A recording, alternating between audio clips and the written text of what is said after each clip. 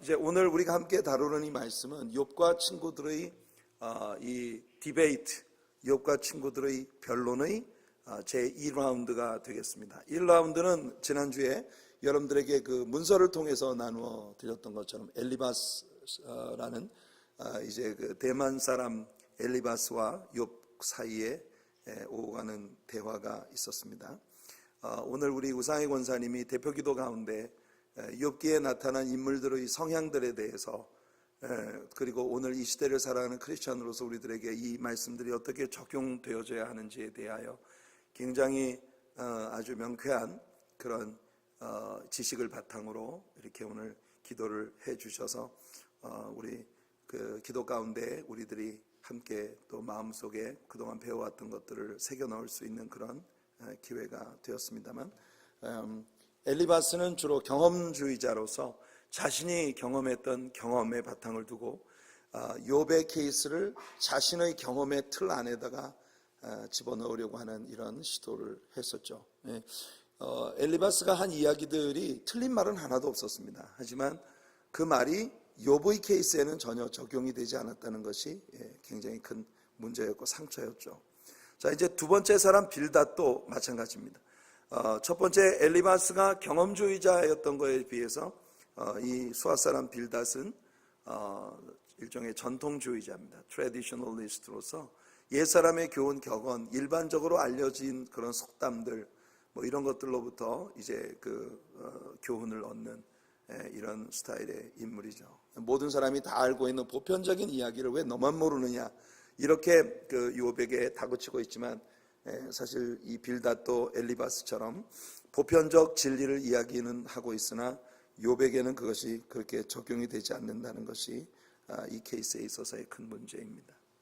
이렇게 그 엘리바스와 또 빌닷, 그리고 앞으로 우리가 다음 주에 또 배우게 될 소발, 이 친구들이 아주 매혹적인 이야기들을 계속 하고 있습니다. 굉장히 매력적이에요. 그들의 말은 정말 아름다웠습니다. 많은 진실을 내포하고 있었고, 일반적으로 모든 사람들이 귀담아 들어야 할 굉장히 그 좋은 이야기들이 많이 있었습니다만, 계속 반복합니다만은 그들의 그 케이스가 욥의 케이스에는 적용이 되지 않는다는 거예요.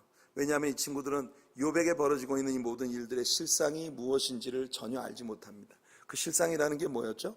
욥에게 무슨 일이 벌어지기 전에 하늘나라에서 벌써 있었던 일들, 이 일들을 이 땅에 있는 사람들은 아무도 보지 못했다는 거예요. 천사들 사이에 마귀가 섞여서 하나님 앞에 왔고, 하나님께서 그 마귀에게 욥을 자랑하셨고, 그리고 욥을 우리한테 맡겨만 보면 욥을 완전히 하나님 앞에 하나님을 배반하게 만들겠다는 그런 호언장담을 하는 사탄에게 하나님께서 일종의 퍼미션을 주셔서 허락을 하셔서, 그래서 욥에게 시험이 다가오게 되었다는 이 백그라운드를 전혀 이 땅에 있는 사람들은 알지 못하고 있습니다. 다만 눈앞에 보이는 현실만 보고 자기들 각자의 성향에 비추어서 이 욥의 케이스를 자기 나름대로 해석하고, 그리고 단언을 내리려고 하는 이와 같은 성급한 일들이 욥의 마음에 더 큰 상처를 더하고 있는 그런 모습을 우리가 보는 거예요. 우리가 정확한 진실을 알지 못하고 남의 이야기를 함부로 하는 것은 남의 마음에 큰 상처를 줄 수 있다는 걸 우리가 욥의 친구들을 통해서 배웁니다. 욥도 지금 자기 친구들로 인해서 너무나 큰 상처를 계속 받아가고 있는 거예요. 바울 사도는 자신이 말할 수 없는 여러 종류의 고난을 받았다고 고백합니다. 하지만 그리스도 안에서 감사하는 것은 자신이 이런 고난을 경험했기 때문에 같은 종류의 고난에 처한 사람을 이해할 수 있고 또 그들을 위로할 수 있게 되었다는 것이 이 고난이 내게 가져다 준 선물이라고 그렇게 고린도후서 1장 3절로 7절까지 말씀해서 고백하고 있는 것을 봅니다. 우리가 바울처럼 그렇게 고난을 당하는 사람들에게 접근할 수 있을 때 우리는 진정으로 성숙하고 겸손한 인격을 가진 그런 하나님의 사람들이 될 수 있는 것이에요. 성도 여러분, 여러분 곁에 누군가 눈물 짓는 사람이 있다면, 여러분 곁에 누군가 고난받는 사람이 있다면, 여러분들의 경험과 여러분들의 지식, 여러분들의 철학, 그 틀에 맞추어서 그 사람을 평가하려고 하지 말고, 여러분 같은 고난을 겪을 수밖에 없는 제한된 존재인 한 동류 인간으로서 따뜻하게 그의 곁에 접근해서 그의 고난과 아픔을 함께 느끼며 함께 하나님 앞에 기도하고 중보하면서 마음에 진정한 위로를 줄 수 있는 그런 친구들로 우리가 고난받는 사람 곁에 설 수 있게 되기를 간절히 바랍니다. 욥의 첫 번째 친구 엘리바스는 욥이 고난받는 이유가 욥이 죄를 지었기 때문이라고 그렇게 단정을 했는데요. 욥은 내가 만일 죄 때문에 이런 고난을 받아야 한다면 이 세상엔 나보다 더 참혹한 고난을 받아야 될 사람들이 얼마든지 많다. 내가 나보다 편안하게 살고 있는 저 사람들보다 더 심각한 죄에 빠졌다고 믿는 것은 잘못된 생각이다. 난 그렇게 심한 죄를 짓지 않았어라고 그렇게 항변을 하고 있었습니다. 이제 두 번째 친구 빌닷이 입을 열어서 말을 시작합니다. 1절과 2절 말씀을 같이 한번 읽어볼게요. 여러분 스크린을 보시면서 함께 읽어봅시다. 수아 사람 빌닷이 대답하여 이르되 내가 어느 때까지 이런 말을 하겠으며 어느 때까지 내 입의 말이 거센 바람과 같겠는가. 그러니까 엘리바스의 변론에 대해서 욥이 항변을 하고 있었던 이것에 대해서 빌닷이 이제 이야기를 합니다. 그러니까 이 친구들의 변론은 가면 갈수록 점점 더 격앙될 수밖에 없어요. 엘리바스가 욥에게 하는 말이 욥이 너무 억울한 거예요. 그러니까 억울한 욥은 또 강하게 이 엘리바스에게 반박을 하게 되겠죠. 그럼 옆에 듣고 있던 빌닷은 야 진짜 이 주제에 말이야 고난받아가지고 온몸에 성한 구석이 없는데 입만 살았구나 이러면서 또 빌닷은 한 단계 더 강도를 높여서 욥을 비난하는 거예요. 그러면 욥은 억울하니까 그것에 대해서 더 강도 높은 또 항변을 또 하게 되겠죠. 그러면 저 뒤에 나오는 소발은요 아주 야비한 말로 빈정대고 비비 꼬아가지고서 이 욥의 마음에 아주 엄청난 상처를 입히게 되는 것입니다. 그래서 이 라운드가 더해갈수록 욥은 점점 더 상처를 받고 나는 아니다 이것 때문이 아니라 욥 오히려 이 친구들이 욥을 가련하게 여겨주고 불쌍하게 여겨주면서 욥을 따뜻한 마음으로 위로해 줘야 될 건데 욥의 마음속에 숨어있는 모든 것들을 다 드러나게 만드는 거예요. 근데 어떻게 보면 이것이 또한 하나님의 의도이기도 하다는 것입니다. 하나님은 욥의 마음속에 숨어 있었던 모든 것들을 다 드러나게 하시고 그리고 맨 나중에 가서 욥을 또 딜하시게 될 거예요. 그러니까 우리가 그런 과정을 염두에 두고 우리가 이제 이야기를 읽어봅시다. 3절입니다. 하나님이 어찌 정의를 굽게 하시겠으며 전능하신 이가 어찌 공의를 굽게 하시겠는가. 이게 무슨 뜻이에요? 하나님께서는 공평하신 분 아니냐, 공의로우신 분 아니냐. 공의로우신 하나님이 절대로 실수를 할 리가 없다 이거예요. 네가 진짜 하나님 앞에 의롭다면 공의로우신 하나님이 어떻게 너에게 이렇게 어려운 일을 주겠어? 네가 이렇게 어려운 일을 당하고 있다는 건 네가 공의로우신 하나님 앞에서 뭔가 문제가 있다는 뜻이야. 이렇게 단정을 짓고 있는 것이에요. 하나님이 너에게 정말 공평하신가? 이 질문은 에덴 동산에서 사탄이 아담과 하와에게 물었던 질문입니다. 아주 고전적인 사탄의 전술이죠. 사탄은 저 에덴 동산에서부터 사람들에게 하나님이 진짜 공의로우신 분이신가? 라고 하는 부분에 대한 의심을 갖게 만드는 거예요. 하나님이 너에게 공평하시냐?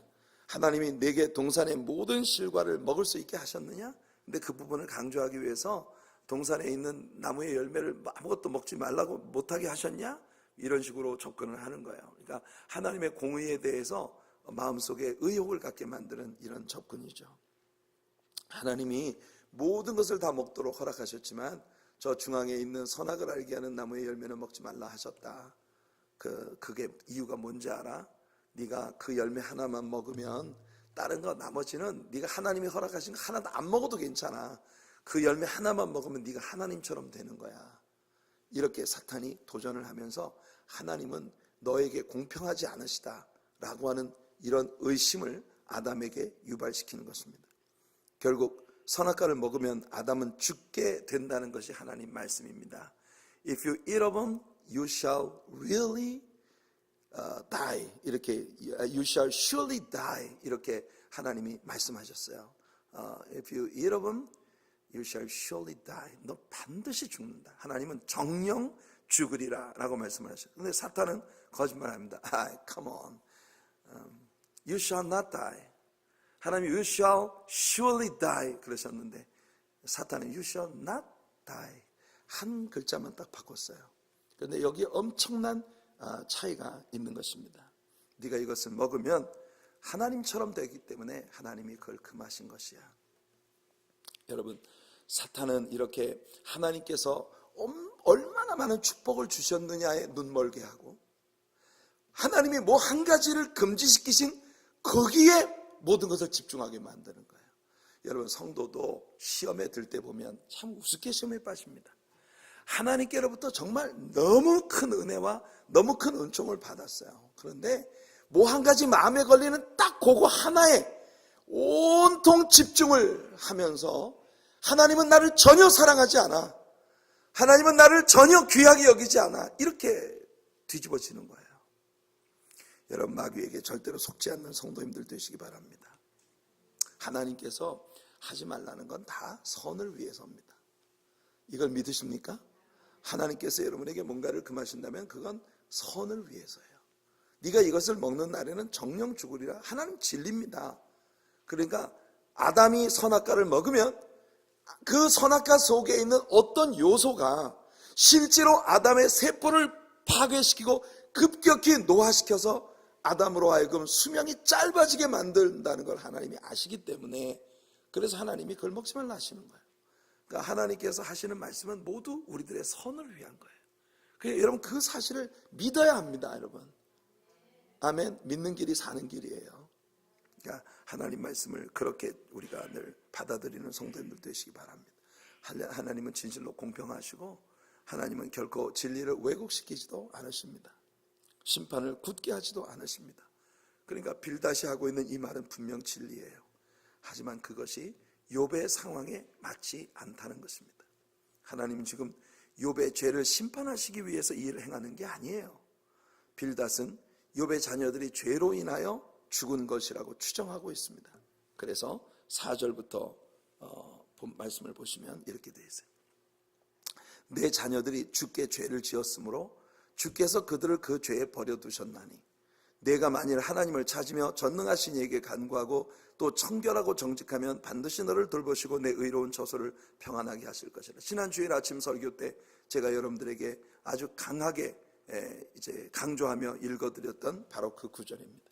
내 시작은 미약하였으나 내 나중은 심히 장대하리라. 청하건대 너는 옛 시대 사람에게 물으며 조상들이 터득한 일을 배울지어다.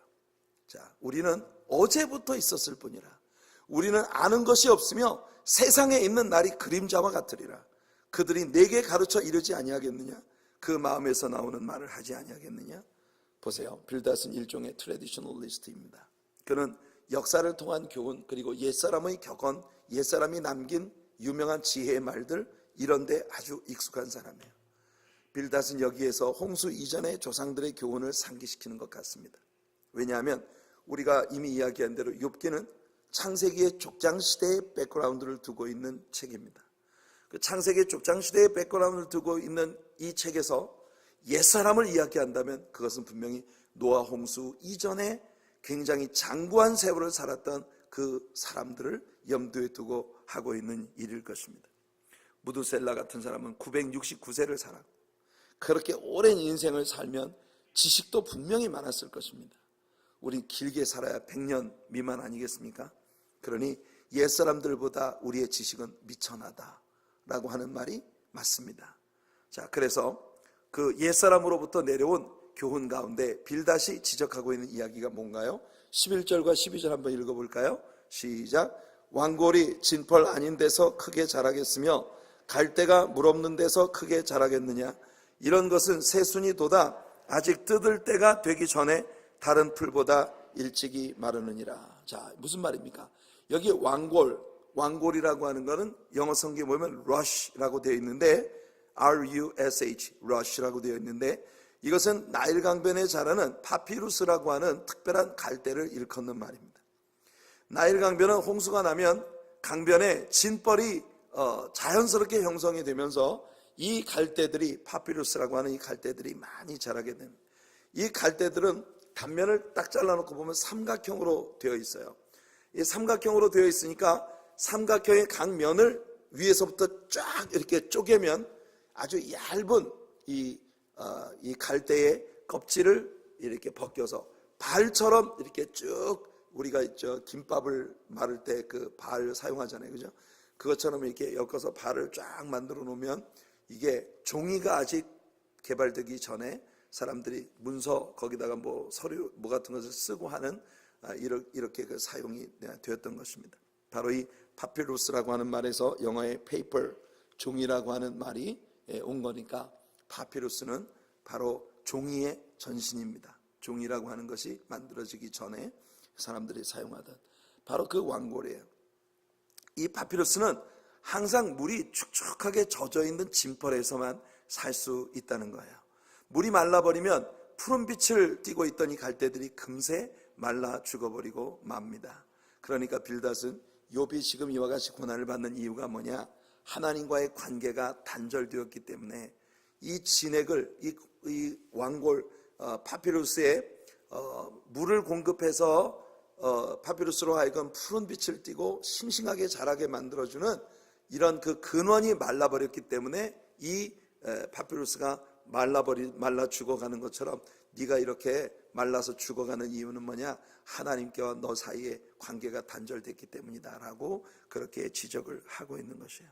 참 기막힌 교훈이에요. 빌닷의 이 말은 보편적으로 세상에 있는 모든 사람들에게 하나님과의 관계가 끊어지면 이렇게 영적으로 말라 비틀어 죽어가게 된다라고 하는 말은 누구에게나 적용될 수 있는 기막힌 말이에요. 근데 사실 욥은 지금 하나님과의 관계 단절 때문에 이런 일이 생긴 게 아니라니까요.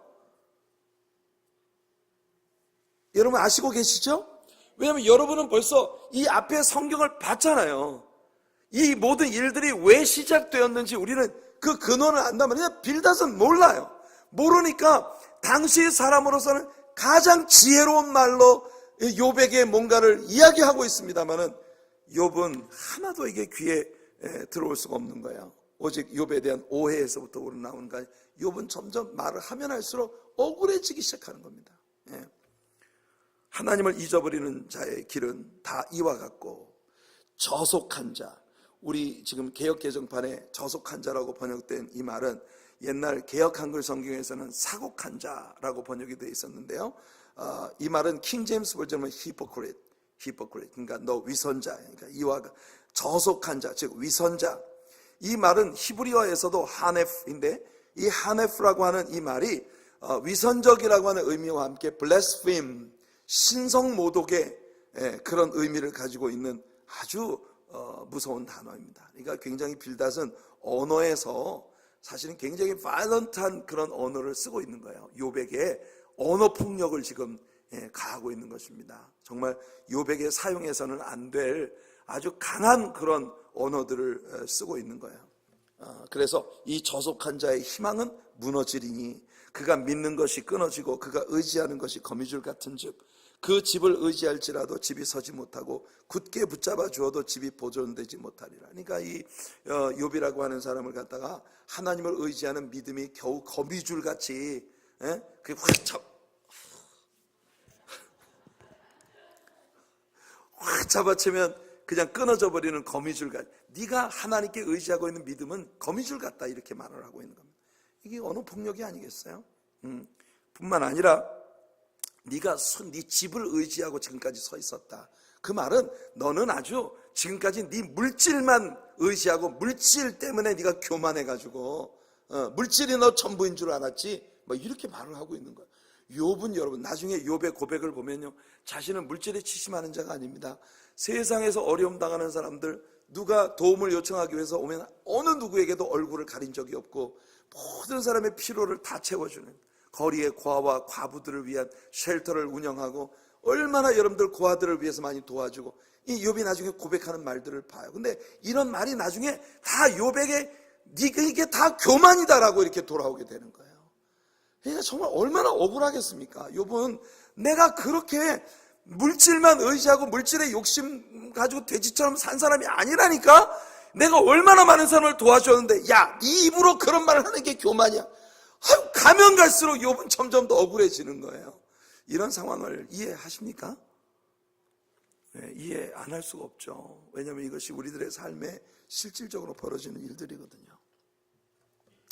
그는 햇빛을 받고 물이 올라 그 가지가 동산에 뻗으며 그 뿌리가 돌무더기에 서리어서 돌 가운데로 들어갔을지라도 그곳에서 뽑히면 그 자리도 모르는 채하고 이르기를 내가 너를 보지 못하였다 하리니 그 길의 기쁨은 이와 같고 그 후에 다른 것이 흙에서 나리라. 하나님은 순전한 사람을 버리지 아니하시고 악한 자를 붙들어 주지 아니하시므로 웃음을 내 입에 즐거운 소리를 내 입술에 채우시리니 너를 미워하는 자는 부끄러움을 당할 것이라. 악인의 장막은 없어지리라. 빌닷의 이 말은 욥의 마음에 정말 너무 가슴 아픈 상처를 안겨주고 있어요. 하나님은 순전한 사람을 버리지 아니하신다. 너 지금 이렇게 어려움을 당하고 있는 건 네가 순전하지 못하다는 거예요. 하나님은 악한 자를 절대로 붙들어주지 아니하신다. 이 말은 너 지금 악하기 때문에 이런 일을 겪고 있다고 욥에게 지금 다그치고 있는 거예요. 그러니 얼마나 욥이 상처를 많이 받고 있습니까? 내가 하나님과 올바른 관계를 유지하면 너에게 전혀 문제가 없이 모든 일들이 해결될 것이다. 사실 욥과 하나님과의 관계는 문제가 없다니까요. 지금까지 욥이 얼마나 우리 하나님을 잘 섬기고 하나님 앞에 자기 자녀들을 위해서 제사를 드리고 얼마나 정결하고 의롭게 살려고 이 우스 땅에서 최고의 의인이라고 하나님께 칭찬받으며 살았던 사람인데 이 사람이 고난을 받고 있으니까 옆에 있는 성한 사람들이 와가지고 욥을 다 바보 취급을 하는 겁니다. 이제 이런 어려운 가운데에서 욥이 입을 열어 두 번째 친구인 수앗 사람 빌닷에게 답변을 하는 내용이 9장과 10장에 이어집니다. 욥의 답변이에요. 자, 이제 빌닷의 변론에 대한 욥의 답변이 이렇게 시작됩니다. 1절부터 4절까지 같이 한번 읽어볼까요? 지난 주일 아침 우리가 나누었던 말씀입니다. 욥이 대답하여 이르되 진실로 내가 이 일이 그런 줄을 알거니와 인생이 어찌 하나님 앞에 의로우랴.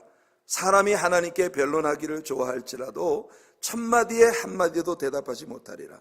그는 마음이 지혜로우시고 힘이 강하시니 그를 거슬러 스스로 완악하게 행하고도 형통할 자가 누구이랴? 아무도 없죠. 하나님과 다투어서 이길 수 있는 사람은 아무도 없습니다. 혹시 여러분 가운데 누가 하나님과 다툴 준비를 하고 계시다면 여러분 포기하십시오. 여러분 틀림없이 집니다. 만일 여러분이 그 싸움에 이기신다면 이유는 딱 하나뿐이에요. 하나님이 여러분을 포기하신 겁니다. 여러분이 하나님과 다투신다면 여러분들이 이기는 길은 딱 하나예요. 하나님이 여러분을 포기하셨을 때. 그건 여러분이 이긴 것처럼 보이지만 사실 이긴 게 아니라 하나님이 여러분들을 놓아버리신 거예요. 여러분, 세상에서 제일 무서운 게 하나님이 우리를 포기하시는 일입니다.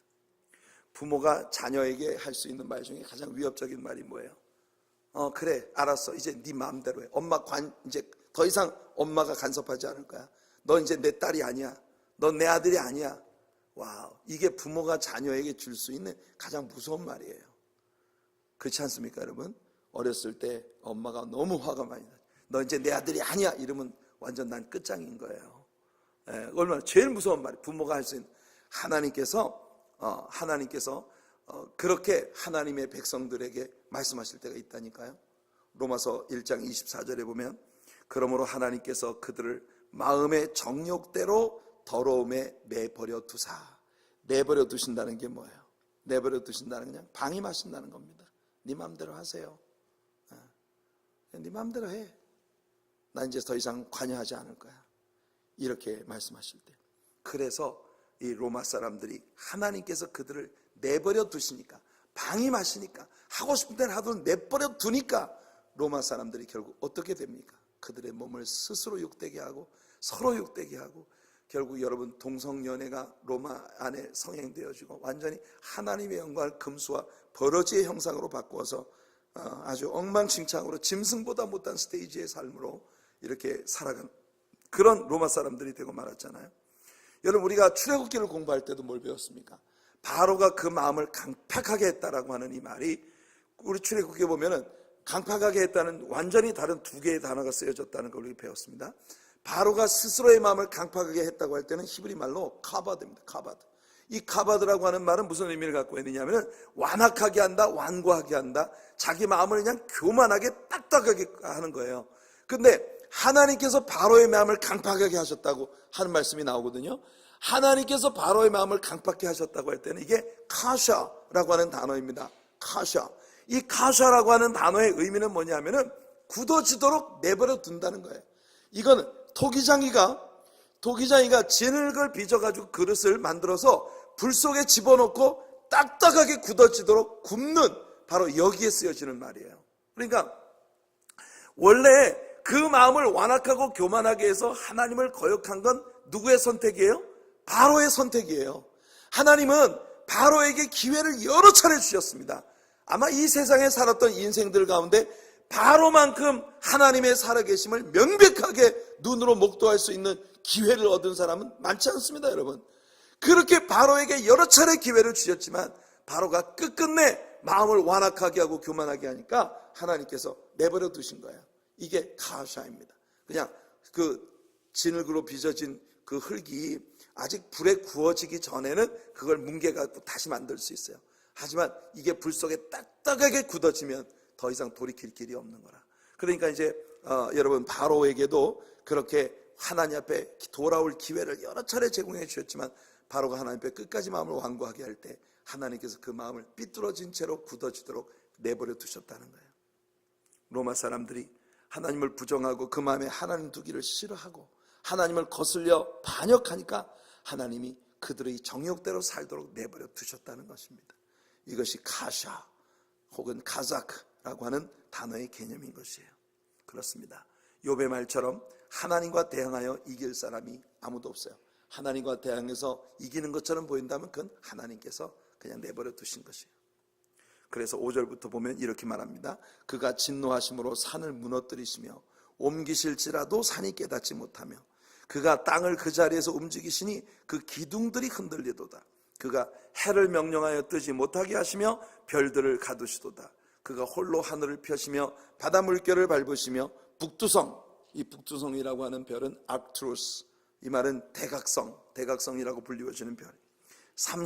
삼성이라고 하는 것은 오리온 성좌를 말합니다. 오리온 성좌.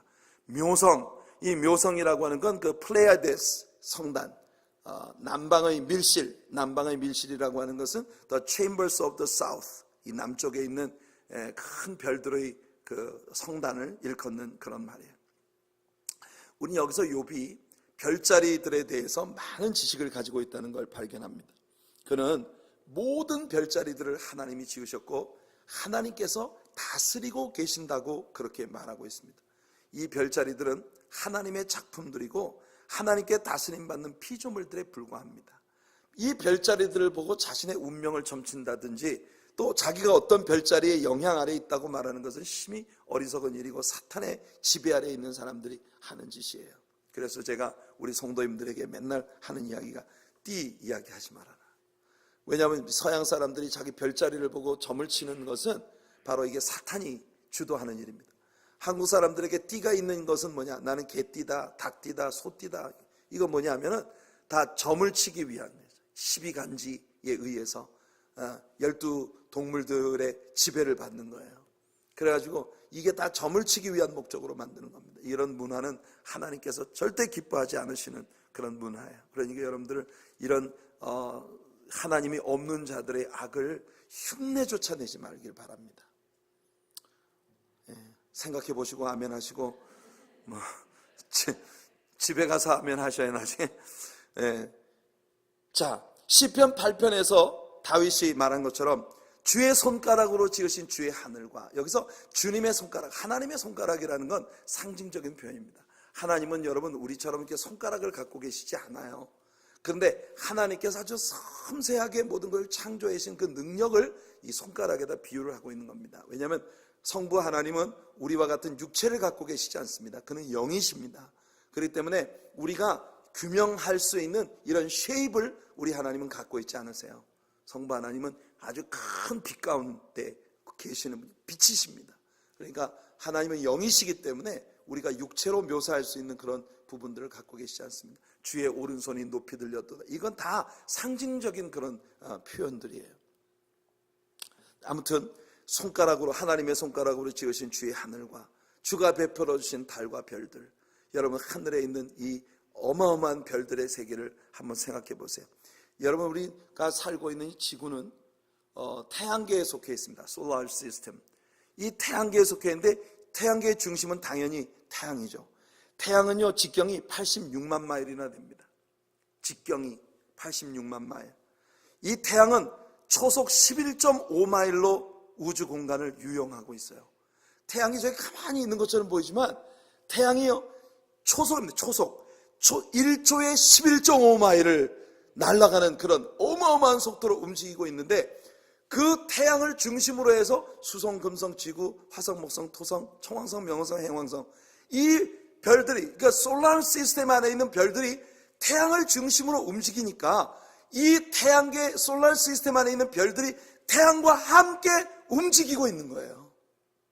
일정한 거리를 유지하면서 초속 11.5마일로 하늘을 유영하고 있는 이 태양, 직경이 86만 마일이나 되는 이런 어마어마한 사이즈의 태양이 공중에 매달려 있단 말이에요. 무슨 끈이 있는 것도 아니고 그냥 공중에 매달려 있는 거예요. 여러분, 별들 가운데는 예전에 한번 여러분들에게 얘기해 드린 적 있습니다만, 원자의 밀도가 굉장히 높아서 태양보다 어마어마하게 무거운 별들도 수없이 많다는 겁니다. 예컨대 시리우스라고 하는 행성이 있어요. 시리우스랑, 요즘에 여러분들 자동차를 사면 그 자동차에 그 새틀라이트 라디오가 요즘엔 기본으로 따라 나오잖아요, 그죠? 그 기본으로 따라 나오는 새틀라이트 라디오 그 스테이션이 시리우스라고 하는 시스템을 사용하는 그런 그 새틀라이트 라디오를 갖고 계신 분들이 많이 계실 거예요. 이 시리우스라고 하는 행성은 원자의 밀도가 아주 엄청 높기 때문에요. 1 큐빅 인치, 그러니까 1 입방 인치. 요 지금 제가 여기서 1 입방 인치를 갖고 있으면 여러분 앉은 곳에는 잘 보이지도 않는 그 쬐끄만 1 입방 인치의 무게가 얼마냐? 1725파운드나 됩니다. 요 1 입방 인치의 무게가 1725파운드. 여러분들이 만일 이 행성의 한 파편이 여기 떨어져 있다고 하면 가정을 해보세요. 아이고, 이거 쬐끄맣게 자갈보다도 더 작아. 발로 만일 여러분 그거 찼다면 여러분 발은 다 박살나는 겁니다. 1725파운드나 되는, 그러니까 이 별들 가운데는 이렇게 어마어마한 별들이 있다는 거예요. 여러분, 우리 지구가 속해 있는, 태양계가 속해 있는 밀키웨이 갤럭시라고 하는 이 별세계 안에는 수억 개의 별들이 있는데, 이 밀키웨이 갤럭시의 넓이가 10,000광년, 길이가 10만 광년에 해당된다는 거예요. 이 밀키웨이 갤럭시의 10만 광년이라는 게 뭐냐면, 여러분, 빛이 지구를 7바퀴 반을 돕니다. 1초에 7바퀴 반을 도는 그 스피드로 1년 동안 가는 게 1광년이에요. 여러분, 이 빛이 1초에 지구를 7바퀴 반을 돈다면 이게 뭐냐? 초속 18만 6천 마일로 가는 거예요. 빛이 초속 18만 6천 마일, 초속 18만 6천 마일로 가는 그 빛의 속도로 10만 년을 가야 밀키웨이 갤럭시의 이쪽 끝에서 저 반대쪽 길이 끝까지 갈 수 있다는 거예요. 그러니까 이 밀키웨이 갤럭시가 얼마나 어마어마한 행성들의 집단입니까? 그런데요, 이 밀키웨이 갤럭시는 우주 가운데 존재하고 있는 그런 수없이 많은 갤럭시들 중에 그렇게 크지 않은 갤럭시들 중에 하나일 뿐이라는 거예요. 이 지구로부터 가장 가까운 데 위치하고 있는 또 다른 은하계가 바로 그 안드로메다 성단인데요. 이 안드로메다까지 밀키웨이 갤럭시에서 가려면 150만 년을 빛의 속도로 가야 이 안드로메다까지 당도할 수 있다는 것입니다. 우주 공간에는 수억 개의 별들이 있고, 이 갤럭시 안에는 또 수억 개의 갤럭시들이 있고, 그 갤럭시들마다 수억 개의 별들을 그 안에 가지고 있는 거예요. 그런데 여러분, 놀라운 사실은 뭐냐면은 이렇게 어마어마하게 큰 하늘에 어마어마하게 많은 별들이 모두 하나님께서 지으신 대로 그들의 갈 길을 가고 있다는 것입니다. 어느 누가 잡아 끄는 것도 아니고 누가 공중에 매달아 놓고 있는 게 아니어도 모든 별들은 하나님께 순종하며 하나님이 창조하신 그 창조의 원리대로 움직이고 있다는 거예요. 유독 인간만이 가지 말라는 대로 가고 하지 말라는 짓을 하고 이렇게 하면서 살고 있는 존재예요. 그런데도 놀라운 건 뭐냐? 하나님께서 그런 인간을 세상에 있는 모든 피조물들보다도 더 사랑하셨다는 겁니다. 이게 하나님의 기막힌 사랑이고 하나님의 축복이에요. 여러분은 하나님 사랑 받기 위해 태어난 존재입니다. 아멘. 당신은 사랑받기 위해 태어난 사람. 믿으시나요? 네. 여러분들은 하나님 앞에 사랑받기 위해 태어난 존재들. 그리고 우리 인생이 얼마나 하나님 앞에 축복받은 겁니까? 욥이 별들에 대한 이 깊은 지식을 그 친구들에게 갈파할 때 아마 이 친구들은 놀라서 입을 다물지 못했을 거예요. 여러분, 욥이 살고 있었던 시대라면 별들에 대한 그들의 이해가 어느 정도였느냐 하면은, 지구는 거북이가, 공중에 있는 거북이 물고 있는 끈에 매달려 있는 입방체라고 믿고 있었던 시대입니다. 여러분, 그와 같은 시대에 욥이 이렇게 삼성과 묘성과 모든 별자리들, 이 하늘에 있는 별들을 하나님이 공중에 끈도 없이 매다셨고, 여러분, 태양을 중심으로 지구가 움직이고 있다는 이 지동설을 욥이 주장을 하고 있어요. 여러분, 이 욥이 살던 그때로부터 얼마나 오랜 시간 후에 로마 시대 때에도 갈릴레오가 태양이 움직이는 게 아니고 지구가 움직인다고 이야기를 해가지고 신성모독죄로 잡혔을 정도인데, 이 무식한 인간들의 세계에서 이 욥이, 족장시대의 인물인 욥이 벌써 별들의 세계의 신비에 대한 것들을 이야기할 수 있었다고 하는 건 욥이 얼마나 대단한 지식을 가지고 있는 인물이었는가 하는 걸 우리들에게 보여주는 거예요. 친구들이 의심하는 것처럼 욥이 하나님과의 사귐에 문제가 있어서 이런 어려움을 당하는 것은 아닙니다. 욥은 하나님의 창조의 위대함을 알고 있고 그 어마어마한 창조의 전능성을 가진 하나님을 사랑할 수밖에 없었던 인물이에요. 욥은 지금 그 고백을 하고 있는 겁니다. 하나님이 누구신지 너희들은 아니? 하나님이 얼마나 위대하신지 너희들은 아니? 내가 얼마나 우리 하나님을 사랑할 수밖에 없는지 너희들은 아니? 욥은 그렇게 항변하고 있는 거예요. 차원이 다른 그런 변론을 욥은 하고 있는 것입니다. 10절 보실래요? 측량할 수 없는 큰 일을, 셀 수 없는 기이한 일을 행하시느니라. 나는 하나님을 그렇게 믿는다. 그래서 내가 하나님을 사랑할 수밖에 없다는 거예요. 그가 내 앞으로 지나시나 내가 보지 못하며, 그가 내 앞에서 움직이시나 내가 깨닫지 못하는. 너희들 하나님에 대해서 그렇게 쉽게 얘기하지 말아라. 하나님에 대해 내가 얼마나 두려운 마음으로, 얼마나 떨리는 마음으로 하나님의 존엄에 대하여 내가 존경하고 사랑하는지 아느냐. 우리는 하나님이 행하시는 일을 볼 수 없죠. 하나님의 능력의 위대하심을 볼 수 없습니다. 엘리바스는 자기가 어느 날 밤에 한 영이 자기 앞을 지나갔는데 온 머리가 쭈뼛쭈뼛 서고 온몸에 솜털이 정말 모골이 송연해지는 그런 경험을 했다고 뻐겼습니다. 그러니까 욥은 엘리바스에게 하는 말이, 야, 웃기지 말아라. 하나님이 얼마나 위대하신지 아니? 진짜 하나님이 내 앞을 지나가셔도 너는 몰라. 이 창조의 위대한 우주 창조의 전능성을 가지신 그 하나님, 하나님의 크심에 대해 욥은 설파하고 있는 거예요. 12절부터 나오는 말씀을 제가 읽어드릴게요. 보세요. 하나님이 빼앗으시면 누가 막을 수 있으며 하나님께 무엇을 하시나이까 하고 누가 물을 수 있겠느냐. 하나님이 진노를 돌이키지 아니하시나니. 라합, 여기서 이 라합이라고 하는 것은 히브리어를 그대로 음력한 것으로서 사실 이 라합은 보통 명사입니다. 아주 교만하다 혹은 신비스러운 바다 괴물이라는 의미를 가지고 있는 명사입니다.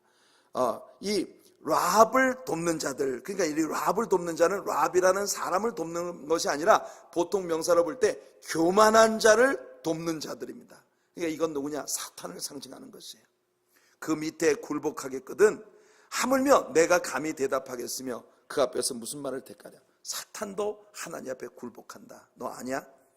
가령 내가 의로울지라도 하나님 앞에 대답하지 못하겠고 나를 심판하실 하나님께 오직 간구만 할 뿐이다. 우리가 뭘 행했다고 하나님께 내가 이 일 저 일을 했습니다 라고 말할 수 있겠느냐고 욥이 말하고 있는 거예요. 그러니까 욥은요 정말 겸손히 위대하신 하나님을 인정하고 하나님께 승복하는 삶을 살아왔다는 것을 고백하고 있는 거예요. 참 멋진 믿음의 고백 아니겠습니까? 가령 내가 그를 부름으로 그가 내게 대답하셨을지라도 내 음성을 들으셨다고는 내가 믿지 아니하리라. 이것은 하나님 앞에서 자신이 얼마나 왜소한 존재인가를 표현하는 겸손의 표현입니다. 기도에 대한 하나님의 응답 자체를 부정하는 게 아니에요. 내가 설령 하나님 앞에 기도를 했고 그 기도로 하나님이 나에게 대답을 하셨다 치자. 그렇다고 하더라도 나는 내 기도 때문에 하나님이 나에게 대답하셨다고는 믿지 않는다. 그 무슨 뜻이에요? 오직 하나님의 뜻에 의하여 하나님이 나에게 기도하게 하셨고 내 기도에 대한 응답을 하나님이 내게 주신 것이라고 믿는다는 겁니다. 그가 폭풍으로 나를 치시고 까닭없이 내 상처를 깊게 하시며 나를 숨쉬지 못하게 하시며 괴로움을 내게 채우시는구나. 우린 여기서 욥의 상처가 점점 더 깊어지고 있다는 걸 발견합니다. 욥은 여전히 자신에게는 이런 고통을 받아야 할 만큼의 그런 남다른 큰 죄를 갖고 있지 않다고 항변하고 싶은 거예요. 힘으로 말하면 그가 강하시고 심판으로 말하면 누가 그를 소환하겠느냐? 누가 내게 변호할 시간을 정해줄 수 있겠느냐? 그렇게 말하고 있는 겁니다. 가령 내가 의로울지라도 내 입이 나를 정죄하리니 가령 내가 온전할지라도 나를 정죄하시리라. 내가 아무리 온전하다고 해도 위대하신 하나님 앞에 나는 절대로 온전치 못할 것이다. 그렇게 말한 거예요. 나는 온전하다마는 내가 나를 돌아보지 아니하고 내 생명을 천히 여기는구나. 킹 제임스 버전에서 이 구절을 보면 이렇게 됐습니다. Though I were perfect, 내가 완전했다 치자, 이런 말이에요. 내가 온전하다마는 이게 아니고 Though I were perfect, 내가 완전했다 손 치더라도 Yet would I not know my soul, 나는 내 영혼조차도 제대로 알지 못하는 자다. 내가 완전했다 치더라도 나는 내 영혼조차도 제대로 이해하지 못하는 자다. I would despise my life.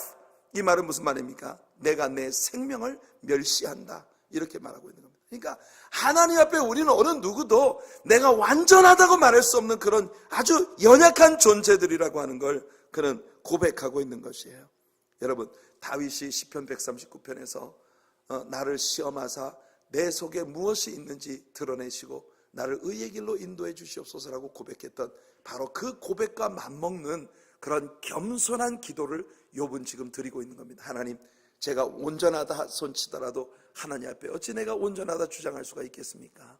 내가 완벽했다고 생각하는 그때에도 나는 내 영혼이 경멸할 만큼 그렇게 연약한 존재일 뿐이라고 하는 걸 압니다. 그러니까 욥은 하나님, 나는 내 자신을 믿을 수가 없습니다. 다윗이 고백했던 것처럼 내 속에 무엇이 있는지 하나님 나를 살펴주셔서 나를 의의 길로 인도해 주셔야 합니다 라고 그렇게 하나님 앞에 간청하고 있는 욥의 고백입니다. 일이 다 같은 것이라 그러므로 나는 말하기를 하나님이 온전한 자나 악한 자나 멸망시킨다 하나니 갑자기 재난이 닥쳐 죽을지라도 무죄한 자의 절망도 그가 비웃으시리라. 세상이 악인의 손에 넘어갔고 재판관의 얼굴도 가려졌나니 그렇게 되게 한 이가 그가 아니시면 누구냐? 나의 날이 경주자보다 빨리 사라져버리니. 이 흥미로운 것은 여기서 경주자라고 번역되어 있는 말이 킹 제임스 버전에 보면 포스트맨이라고 되어 있습니다. 포스트맨, 우체부처럼. 그 옛날 우리 개역 한글 성경에서는 체부보다 빠르다 이렇게, 그러니까 우체부보다도 더 빠르다 이렇게, 자기에게 주어진 날들이 얼마나 빨리 지나가는지 우체부보다 빨리 지나간다 이렇게 이야기를 하고 있어요. 복을 볼 수 없구나. 그 지나가는 것이 빠른 배 같고 먹이에 날아내리는 독수리와도 같구나. 가령 내가 말하기를 내 불평을 잊고 얼굴빛을 고쳐 즐거운 모양을 하자 할지라도 내 모든 고통을 두려워하오니 주께서 나를 죄 없다고 여기지 않으실 줄을 아나이다. 내가 정죄하심을 당할진대 어찌 헛되이 수고하리까. 내가 눈 녹은 물로 몸을 씻고 잿물로 손을 깨끗하게 할지라도 주께서 나를 개천에 빠지게 하시리니 내 옷이라도 나를 싫어하리이다. 여기서 욥의 마음에 어떤 마음이 흐르고 있는지 고백하고 있습니다.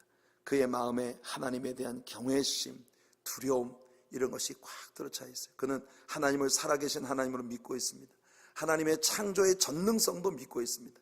그러면서도 욥은 일면 그의 마음 안에 하나님에 대한 적지 않은 불만이 싹트고 있다는 것을 고백하는 것을 또 주저하지 않습니다. 그래서 지난 주일 아침 설교의 본문이었던 32절부터 욥이 이렇게 말합니다. 우리 32절부터 35절까지 같이 한번 읽어보겠습니다. 시작. 하나님은 나처럼 사람이 아니신즉 내가 그에게 대답할 수 없으며 함께 들어가 재판을 할 수도 없고 우리 사이에 손을 얹을 판결자도 없구나. 주께서 그의 막대기를 내게서 떠나게 하시고 그의 위엄이 나를 두렵게 하지 아니하시기를 원하노라. 그리하시면 내가 두려움 없이 말하리라. 나는 본래 그렇게 할 수 있는 자가 아니니라. 여러분, 욥이 고백하고 있었던 하나님과 나 사이에 손을 얹어줄 판결자, 미디에이를 중보자, 이게 누구라고요? 바로 예수 그리스도 한 분뿐입니다. 디모데 전서 2장 5절에 하나님은 한 분이시오 하나님과 사람 사이에 중보자도 한 분이시니 곧 사람이신 그리스도 예수라. 욥은 그러니까 예수 그리스도의 필요성에 대하여 이렇게 호소하고 있는 겁니다. 태초에 말씀이 계시니라. 이 말씀은 곧 하나님이시니라. 말씀이 육신이 되어 우리 가운데 거하심에 우리가 그 영광을 보니 아버지의 독생자의 영광이요 은혜와 진리가 충만하더라. 예수님은 한 손으로 하나님을, 다른 손으로 인간을 잡으셔서 화해시킬 수 있는 유일한 중보자적인 존재이십니다. 여러분, 여기서 한 가지 참고로 여러분들에게 얘기해 드릴 게 있습니다. 많은 분들이 제가 우리 교회 중보기도 사역팀에 대한 이야기를 할 때마다 마음속에 중보는 오직 예수님 한 분뿐이신데 중보기도라고 하는 말은 신학적으로 맞지 않는 말이라고 그렇게 이야기를 하시는 분들이 계세요. 여기서 말하는 중보라고 하는 것은요, 두 가지 완전히 서로 다른 개념을 가지고 있는 단어입니다. 예수님을 중보자라고 말할 때는 미디에이터, 인터미디에이터를, 하나님과 우리 사이의 중재자로서 하나님과 우리 사이를 화해시키는 그런 역할을 하시는 분을 일컫는 것이고, 우리가 중보 기도라고 말을 할 때는 이 중보 기도가 우리 성경의 도고라고 번역이 되어 있는 intercessory를 말합니다. 그러니까 이것은 뭐냐면 기도를 통해서 어떤 사람의 문제에 내가 기도를 통해서 끼어들어서 이 사람을 영적으로 돕고 지원하는 그런 기도를 말하는 것이에요. 언어는 중보라는 같은 단어를 쓰더라도 우리가 중보 기도라고 말할 때 그것은 우리가 지금 예수 그리스도가 하나님과 우리 사이에 유일한 중보자적 존재로 서 계시다고 하는 그런 개념을 침범하는 것은 아니에요. 물론 용어가 중보기도 대신 도움기도 이런 용어를 쓰자고 주장을 하는 분들도 있습니다만은 저는 중보기도라는 그 언어 자체에 무슨 큰 문제가 있다고 보지 않습니다. 왜냐하면 우리가 중보기도라고 이야기할 때 내가 구세주로서 하나님과 그 사람 사이에 끼어든다는 개념으로 이야기하는 사람은 없어요. 중보기도라는 건 다만 intercessory prayer이라는 그런 개념으로 우리가 사용하는 것일 뿐이에요. 그러니까 그런 언어를 사용하는 일에 있어서 여러분들이 지나치게 두려움을 가지실 필요는 없습니다. 이것이 신학적으로 무슨 큰 문제를 가지고 있다고는 보지 않아요. 그러나 우리가 하나님과 사람 사이의 중보는 오직 한 분이다라고 말할 때 그 중보는 영원한 죄로 멸망할 수밖에 없는 우리들을 하나님 앞에서 구원의 길로 이끌어주시는, 하나님과 사람 사이에 손을 얹어 화해시켜줄 유일한 중보자 예수 그리스도를 일컫는 그 표현과는 이건 의미가 달라요. 바울사도가 도고의 기도를 부탁했을 때 그것은 연약한 가운데 있는 사람을 위해서 기도로 지원해주는 그런 역할을 부탁한 것입니다. 그러니까 여러분들이 이런 부분에 대해서 제가 성경적으로 이 부분이 문제가 없다는 걸 여러분들에게 얘기해 드리고 넘어가고 싶어요. 자, 욥기 3장에서 욥은 왜 나를 태어나게 하셨습니까? 라는 질문으로 하나님께 불평을 했었습니다. 그런데 10장에서 욥은 또 다른 불평을 하고 있는 것을 우리가 봅니다. 1절 보시면 내 영혼이 살기에 곤비하니 내 불평을 토로하고 내 마음이 괴로운 대로 말하리라. 내가 하나님께 아뢰오리니 나를 정죄하지 마시옵고 무슨 까닭으로 나와 더불어 변론하시는지 내게 알게 하옵소서. 내가 뭘 잘못했는지, 내가 무슨 일을 했는지, 무엇 때문에 나를 이렇게 괴롭히시는지 하나님 제발 저에게 좀 보여주십시오. 이렇게 욥은 하나님 앞에 말하고 있는 것입니다.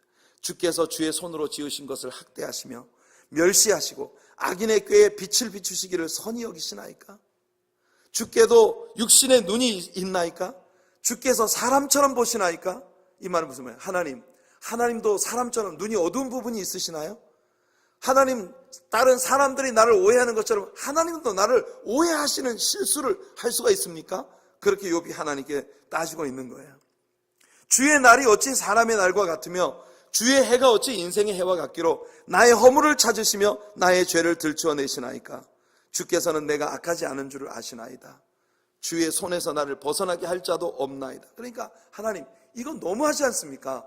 나는 연약한 인간이라 주님 앞에 벗어나지도 못하는데, 그런데 하나님께서 나에 대해서 오해를 가지고 계시다면 나는 꼼짝없이 하나님 앞에 억울하게 당할 수밖에 없는 존재 아닙니까?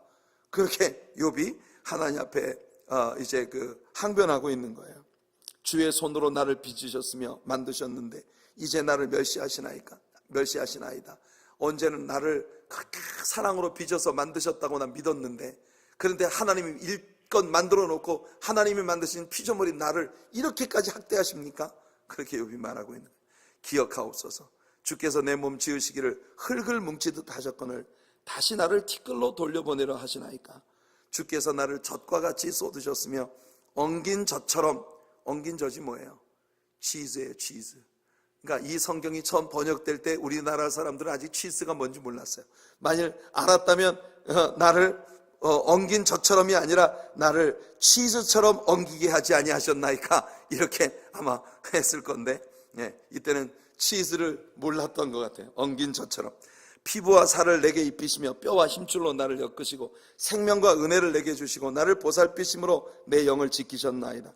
그러한데 주께서 이것들을 마음에 품으셨나이다. 이 뜻이 주께 있는 줄을 내가 아나이다. 내가 범죄하면 주께서 나를 죄인으로 인정하시고 내 죄악을 사하지 아니하시나이다. 내가 악하면 화가 있을 것이오며 내가 의로울지라도 머리를 들지 못하는 것은 내 속에 부끄러움이 가득하고 내 환난을 내 눈이 보기 때문이니이다. 내가 머리를 높이 들면 주께서 젊은 사자처럼 나를 사냥하시며 내게 주의 놀라움을 다시 나타내시나이다. 하나님 앞에 교만하게 행할 때 하나님께서 얼마나 엄히 다루시는가 하는 것에 대한 지식을 자신이 가지고 있다는 걸 고백하는 거예요.